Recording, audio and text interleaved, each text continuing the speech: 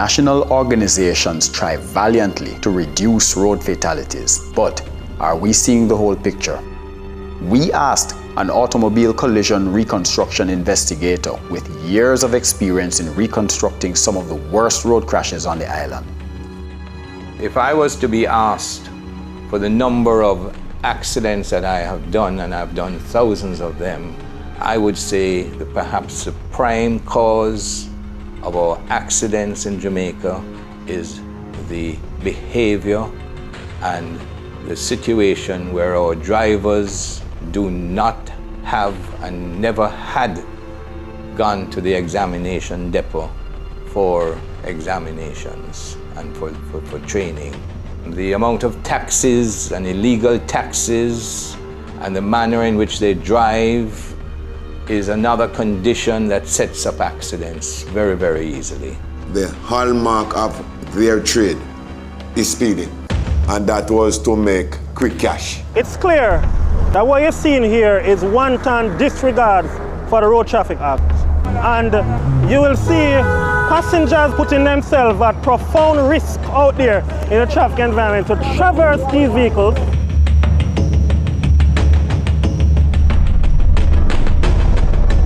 We are also committed to ensuring that our children are road safety educated. So we'll ensure that the children themselves are properly educated so that they know the proper thing, what they must do out there. The human behavioral element of crashes is overwhelmingly important. It's the #1 and leading cause of crashes in Jamaica.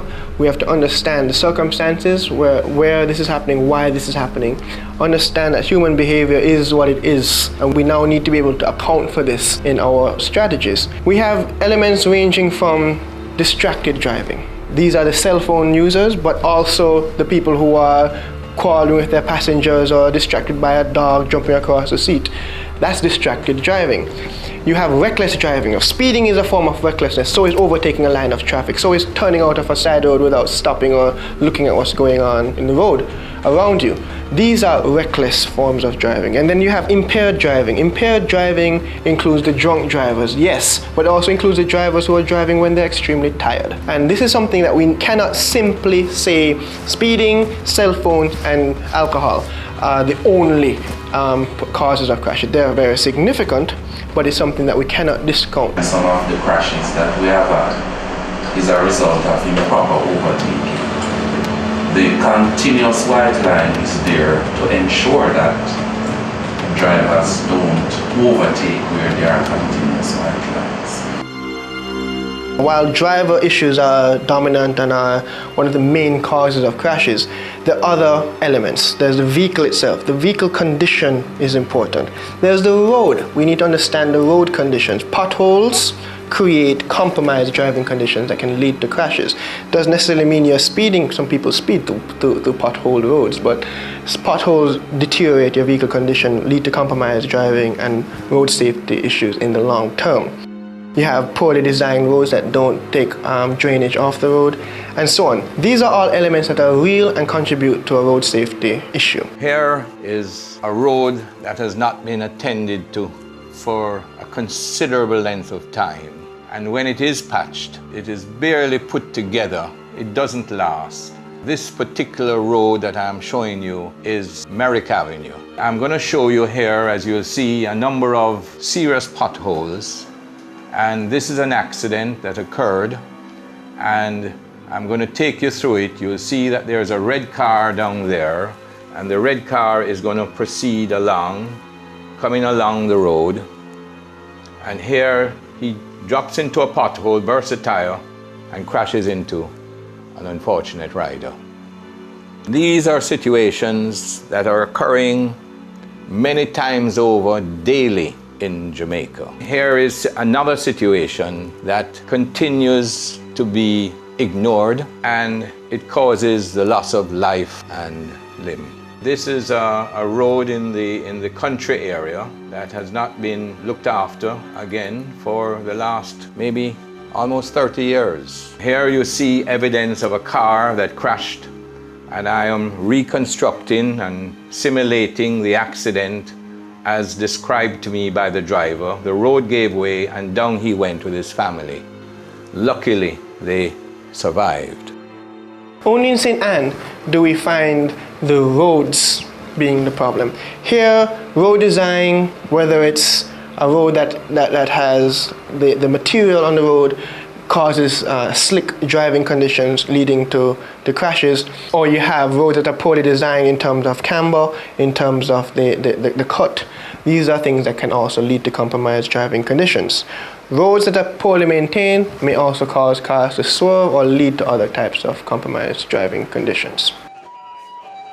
But when you look at the big picture across Jamaica, we find one very important element that should be very carefully considered, and that's the role of the pedestrian.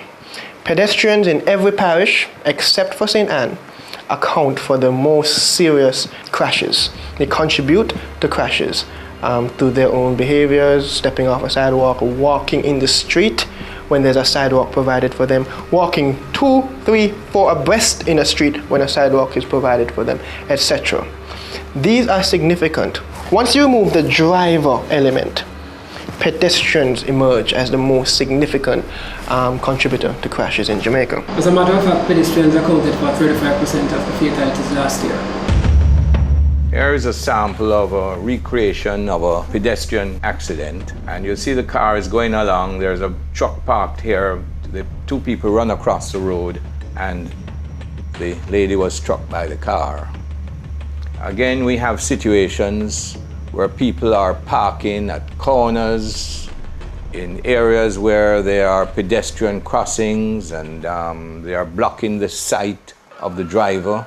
You also have the situation with careless drivers that are streaming through. There is one important thing to note as it relates to speed limits and driving on our roads. It is possible that you are driving within the speed limit and is driving dangerously. That is very important to note, because Nelson Mandela Highway, where we have St. Catherine bordering St. Andrew, leading out to Ferry Police Station, and in particular the vicinity of the Highdale schools. That area is very busy. So even though that stretch there is 80 kilometers per hour, it is not expected for a driver to drive at 80 if the conditions, time of day, requires him or her to drive slowly. The reason why a person might die or a person might hit, it is not just left with the speed limit. We have to look at the overall circumstance, which include the point at which the person decides to cross the road, the view of the oncoming driver. That is also very important, because you must expect that there are persons that are going to cross in that vicinity. And if you have a wide open area such as Nelson Mandela Highway, where you can see for a distance of 200 meters, then if there are children that are going to attempt to cross, the best thing is to slow and allow them to cross rather than try to speed and pass them, because that may result in a crash. And circumstances such as that will be looked into at any tribunal.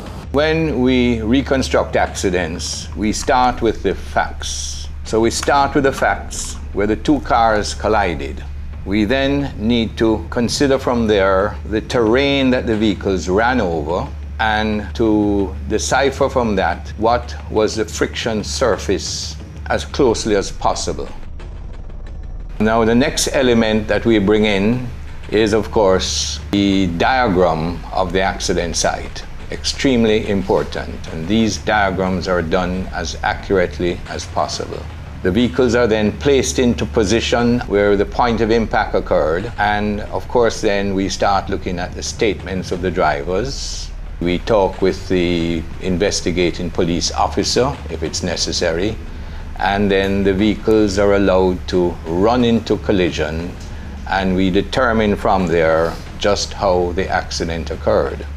There is a lot of information on vehicles in crashes. Number one, you have the very makers who crashed them, and from this information they have data on the various friction surfaces of every single part of the car. We search this information through databases, and we get the coefficient strengthening and frictions of the vehicle. And so we can put the vehicles, the models that are mathematically set up, into collision. And from there, we examine and work back the extent of energy that created that crush. And from there, we develop the velocities of the vehicles into collision.